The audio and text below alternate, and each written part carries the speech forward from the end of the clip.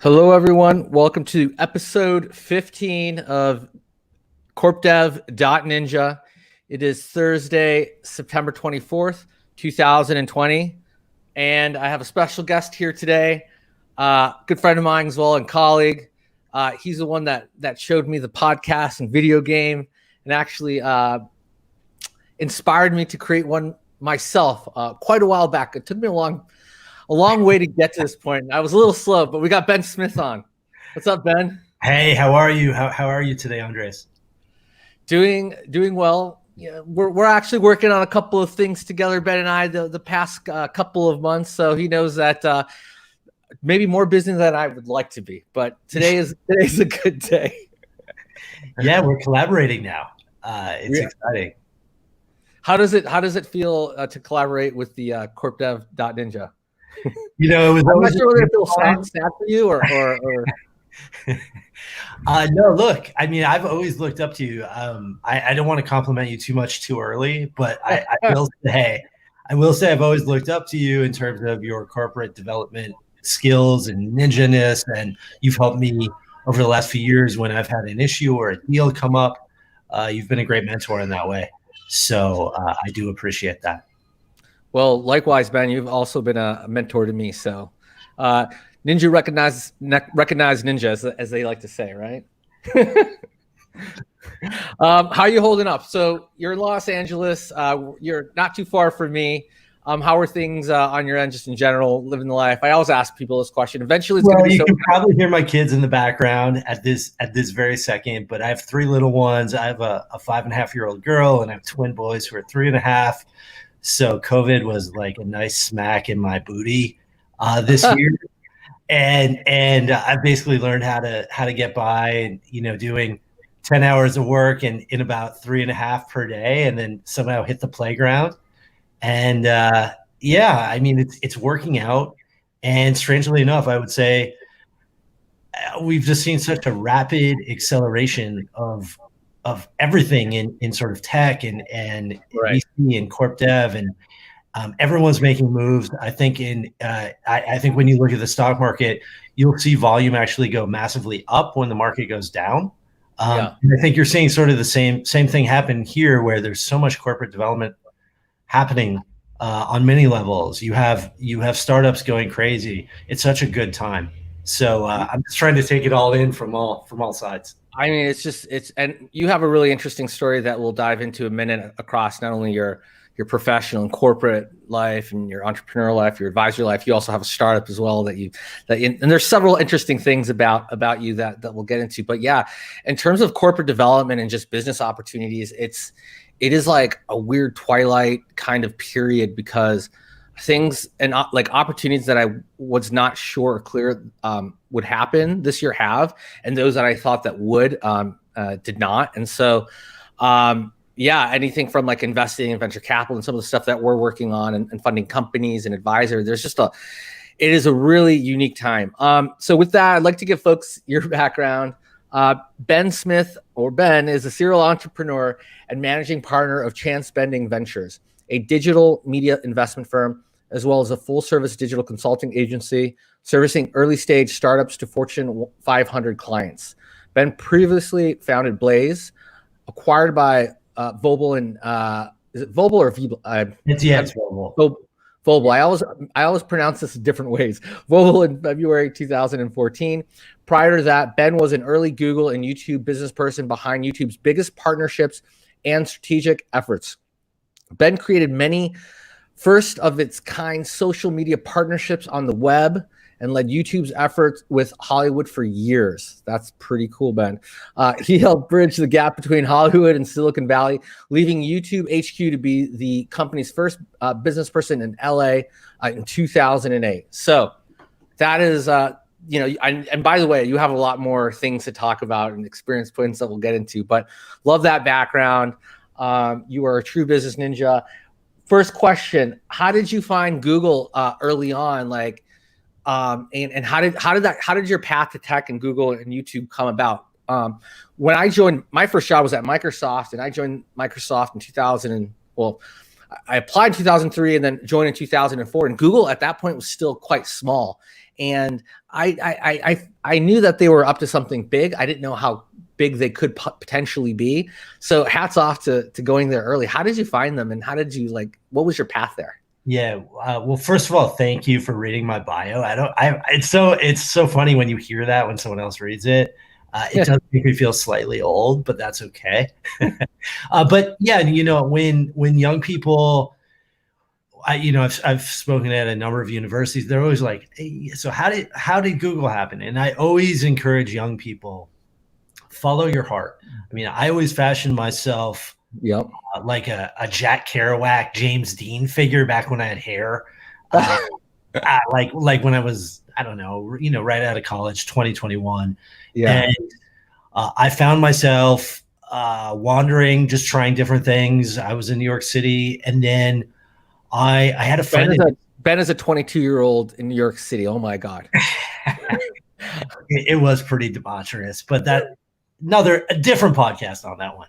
But I had a friend in Singapore who was, strangely enough, he was acting in commercials and TV shows in Singapore, and he was like, "Hey Ben, come out, be an actor with me." And I'm like, "Nah, man, I don't want to be an actor.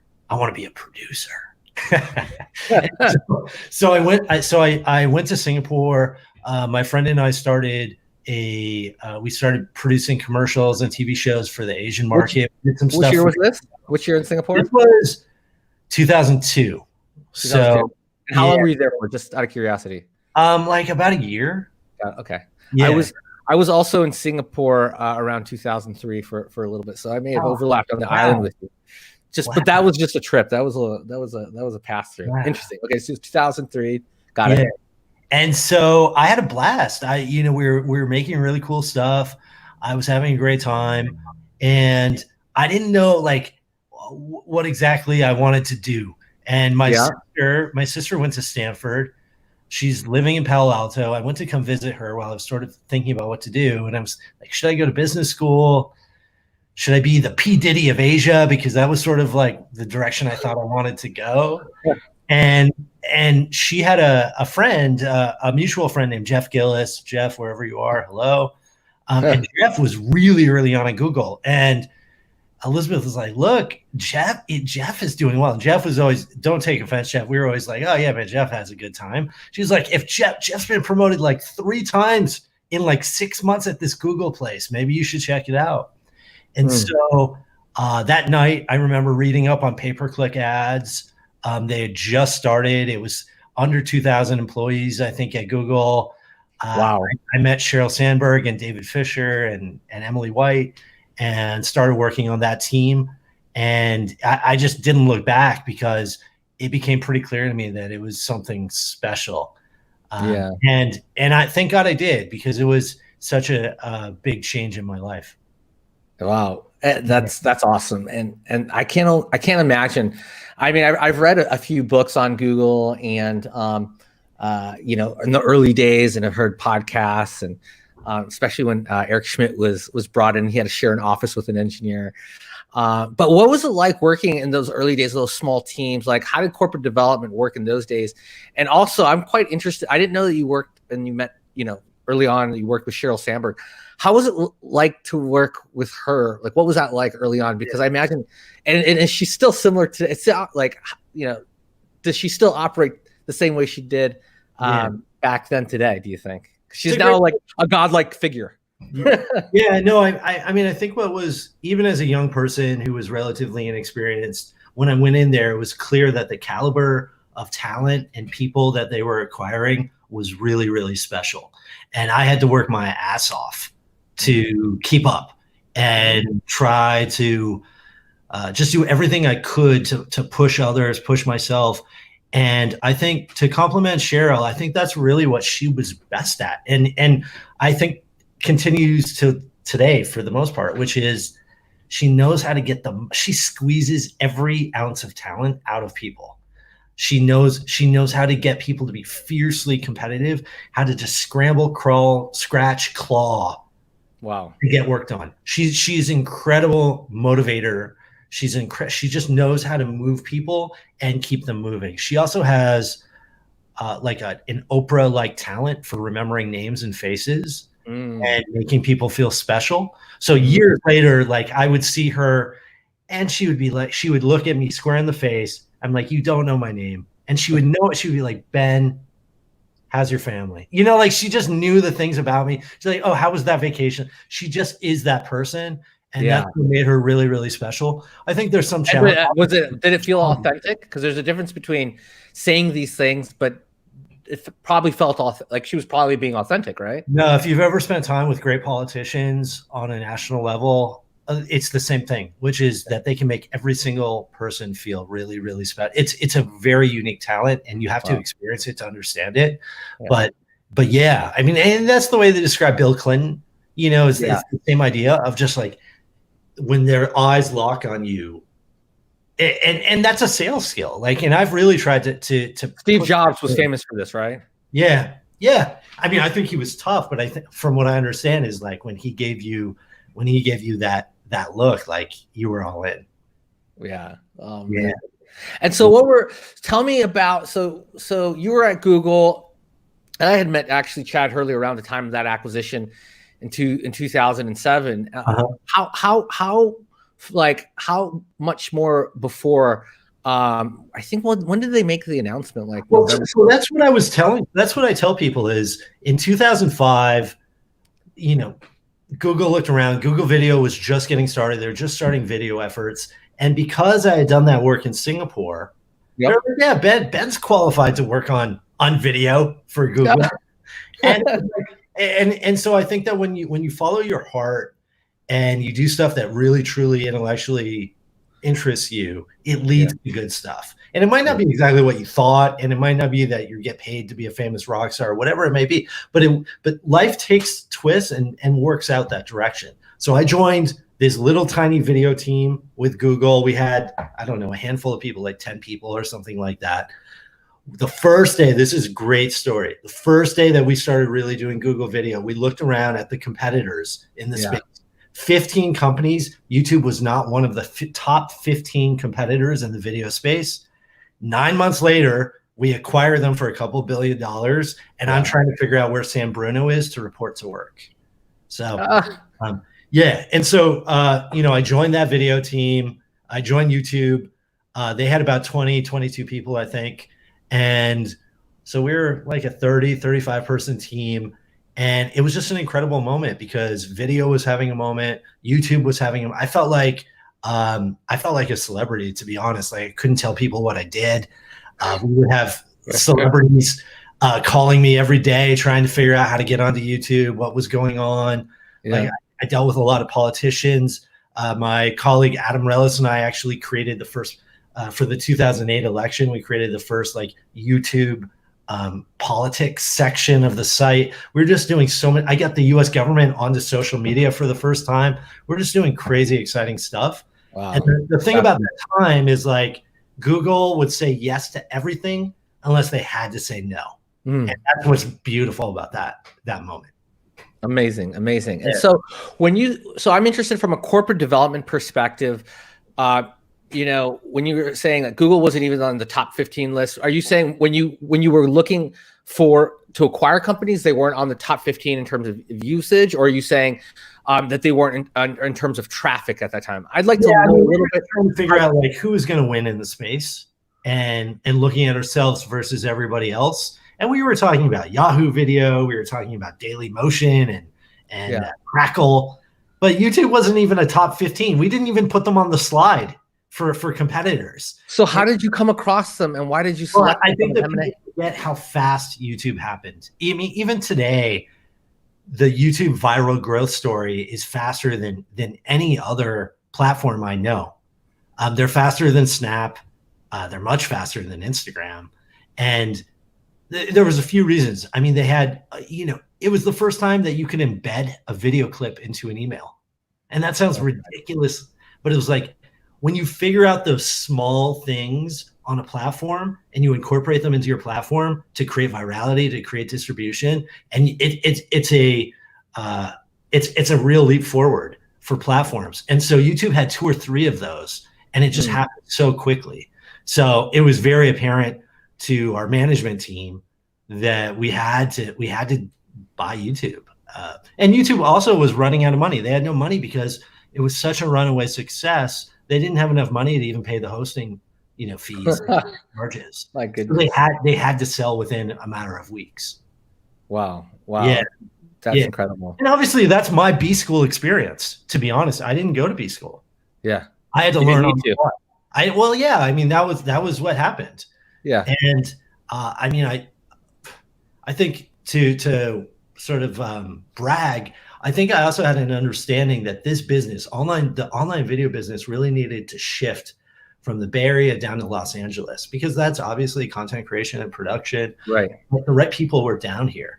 And so I had a series of conversations with people at YouTube and sort of finagled my way down to Los Angeles. At the time, Netflix was just getting going. And I was like, look, it'd be really good to have someone on the ground. And I got my superiors to say, okay. And then I got down here and it was like, oh man, I'm a valuable guy. I'm like a tech guy in like a media town. I'm really valuable. Pretty like the first, you were probably the ambassador of the most important technology wave that was about to come into LA. Yeah, I mean, the first week, like I was like definitely doing like, I'd talk to like these producer guys and be like, hey, let's get some babes and go out to dinner. And like, I would actually go do that. These days I wouldn't do that. But like in that day, it was like, oh yeah, let's get sushi and party. I'm like, all right, cool, let's do it. You're like, this town is fun. Yeah. Amazing. And so from a corporate development perspective, how did you work with studios and what was your hook? Like, what was if there was like one learning lesson or like one kind of maiden tool, in your war chest, how were you able, I mean, obviously Google and growth itself sells partnerships, but there's also a way to pitch things and the way to see value. What was the main thing how you drove, Hollywood value in content into YouTube? Well, to answer it in a different way, I would still say even today in 2020, it might be a little bit underrated. What I fundamentally understood, and then some of my colleagues, like genius entrepreneurs like George Strampoulos and others, I think what we understood very early on was that YouTube personalities and video personalities, we didn't have the word influencers at that time. They influence and they could sell a ridiculous amount of stuff. And we knew that. And so for instance, we would have a party with CAA and CAA they'd be like, oh, Oliver Stone might want to do something on your platform. When in reality, there were like these guys like that no one would ever look at. Like at the time, it was like Nigga Higa was like that one of the big channels. It was like these guys are doing millions and millions of views, and people will buy whatever they say. They'll do whatever they say. Wow. And I think that fundamentally over the last decade here in Hollywood, I live in Los Angeles. We've had this shift where people have come to understand from a content creation perspective that influencers sell stuff in a much more immediate way than Hollywood stars do. The Brad Pitts of today are much less valuable than these online video influencers or Instagram influencers. Is that because of the relatability? It's because you can relate with that person, or you build like one, it's interactive. You actually feel like you're having a conversation. So your TV can now start to talk back and forth. Comments are really important. Going back and forth. Frequency. These YouTube people broadcast every single day. One of my favorite YouTube guys is a guy named Meet Kevin. Meet Kevin does 3 or 4 videos a day. Oh wow. That's different. They didn't think about it as a TV show that they're broadcasting once a week. Yeah. Different. And no one cares about production values. I mean, that's why you see like Quibby. Like everyone knew Quibby was DOA from 2016 in my industry. If you would ask, I would have told, we all knew it was like the biggest joke because we're like, guess what? Production values, no one cares about the old Hollywood stuff. Yeah. So that's interesting. So Quibby, I'm happy you mentioned that. There was a lot of like, speculation on it. And there were some people who were like kind of bullish on it. There was many people who weren't bullish on it.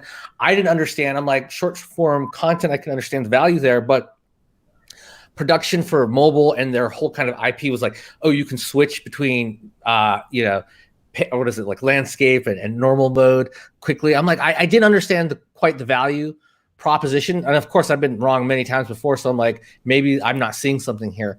But where do you think the future of Quibby is? Is it going to be acquired by somebody? Are they going to shut down? Is it a write-off for investors? Like, where do you think that this is going to be a major kind of case study for the industry if they can't bring it back on track, because billions of dollars was poured into it? Yeah, I think my personal belief is it will probably be all of the above. You have leadership, senior leadership are, they're legends in the space. And there's too much money involved. So, and they've created some interesting creative assets. So, for example, YouTube moved Cobra Kai, their most successful original content series, onto Netflix recently. By the way, I've been watching it. I freaking love it. It's insanely good, right? Yeah. But that was YouTube's. That was not Netflix's. I didn't know that was YouTube. Pop. So I think you might see the same thing with the content assets. Those will go somewhere. I think that you will then have a series of write-offs. You'll take some of the technology pieces and spin them off somewhere else. And someone out there is going to definitely get screwed, but everyone will sort of figure out how to get by. Yeah, I agree with that. Fast forward. So what are you up to these days? Tell me about Chancebending Ventures. Yeah, so I mean, it's amazing how fast, like I said, you get old in this industry. I just turned 45 this year, and I feel like I'm an ancient dinosaur. And if I'm being very honest, I think it would be difficult for me to go work at a Microsoft or a Google or a Facebook again. I've created startups, I've sold startups, and so over the last bunch of years, I've had to find interesting ways of just staying in this ecosystem. So I invest in startups, I advise startups. I'm doing whatever I can to stay close to founders. I don't think I'm going to start anything from totally zero. I have incubated a few things. I sell a cell phone cleaning wipe on Amazon called Dirty Phone. Like, I do stuff. I just love being creative. I love the really early process. And I've found a way, by investing in founders, by getting involved in startups, by making things happen, I've sort of carved out this space here in LA for myself where, yeah, if you're a promising startup, you're looking for funding, you're trying to figure out the next steps early on. Right. Especially if you're in digital media, you're calling me. And like that's been really good for my personal brand. Right. Love that. Tell me a bit about, so you mentioned several things. What opportunity or project or kind of area are you most excited about at the current moment that you're working on? Yeah, I'm really, I'm not asking, and I know it's hard to choose your favorite child, so maybe there's a lot of things that you're working on, so you don't have to be just one, but what's top of mind for you right now? Yeah, I mean, I think where I sit here in LA, it's still very much, and it will just continue to go. It's all about these platforms and e-commerce working together. I would say in a very macro sense, the first 20, 25 years of the internet was dominated by ad-supported business models. And we're now in this shift. We've seen the rise of subscription, and we're seeing direct e-commerce just explode. So one of the startups I've been really from day one been working with is a company called Bonsai out of Toronto. The company's really interesting. They basically help publishers create direct e-commerce businesses. So what that means is, instead of working with an affiliate and sending, let's say GQ does an article on the top 5 swimsuits to wear this summer, instead of sending someone to Nordstrom to buy that swimsuit, GQ says, you know what? Why don't we just sell you the swimsuit directly from this article? Bonsai helps that happen. So that startup, and Andres, I believe you're in the middle of it with me at this point. That's right. I am involved in that closure. But we've made a series of investments in the company. We're helping them raise funding. They're growing like a weed. Disclosure, I am an investor in that company. A major deal with BuzzFeed, or they did announce a major deal with BuzzFeed, and the business is just exploding. It is exploding. So that's one of the main things I'm working on. And in general, it's all about the same thing, which is enabling businesses to have direct access to a customer and creating businesses around it, whether it's subscription, direct e-commerce, or fees, or SaaS, or whatever it may be. Ad supported has just, I believe it's just from a different time at this point. Right. Yeah. And and just my 2 cents is like, I like to think of Bonsai as native e-commerce. In-house, it feels and looks like a publisher's own kind of checkout and e-commerce solution for what they're writing or talking about, and that is very different. What's the website? What's their website? I should know offhand. I think it's shopbonsai.ca because it's shopbonsai.ca. Yeah, people should check it out. It's exploding. It's super exciting. Our pipeline is quite full. And it is one of the fastest growing hyperscaling startups I've seen personally. So thanks for involving me on that one early, because that was actually yours from the early days. Yeah. That's awesome. Switching across, because I know we're at the tail end of our show, and I know you're a busy father and have a million other things to get going, and we had to push this at an hour because I got caught up in something else. So I want to be respectful of your time. How are you staying fit? I mean, it looks like you have a Peloton behind you. Are you using it that often, or I'm on Peloton almost every day. Okay. I'm a big again, tooting my horn a little bit. I bought a ridiculous amount of Peloton stock this year early. And I think that I tell people this all the time: experiment with stuff. I've been doing all this fractional ownership of art, not because I think I'm going to make a lot of money. I just want to know how things work. So I got like sneakerheads, for example. Yeah, I got some friends that are involved trading sneakers. I was like, what was it called? StockX, and I have some friends that do that, and they're like, you would never think they're part of that demographic, and it's really interesting. There's all sorts of asset classes that you can uncover. Totally. So art is one of them for you. What are you doing in art? I think I own something like 6 or 7 major, or a fractional piece of 6 or 7 major pieces. People like Banksy and everybody else. But I just like seeing how these platforms work early. And I think with Peloton, I think it would be easy to say, this is just an expensive fad, and that people will move. Exercise is all about fads. But when you look at the platform, they start with hardware, but the software as a platform has become so strong. They're moving across so many different spaces. The lock-in is so strong. It's sticky. Yeah. There's no way you're leaving. You cannot leave the platform. And I think that's what people don't really understand. You get attached to all the trainers. I follow all the trainers on Instagram, and they're real to me. There's no way if Peloton wanted to raise their monthly subscription by $10, no one would flinch. I wouldn't flinch. And so I think that business has infinite room to run because of that. So the PE ratio is a little bit high at this moment, when it's between $90 to $100. But it's the growth. This is going to be an over $100 billion company. You're that bullish. I'm that bullish. Yeah. Wow. And you have to have it. You have to have it to know it. I don't have a Tesla, but if I had, I wish I did. I wish I had bought a Tesla 4 years ago, because then I would have known the same thing. That's true. Yeah. And I'm in that same camp. Yeah.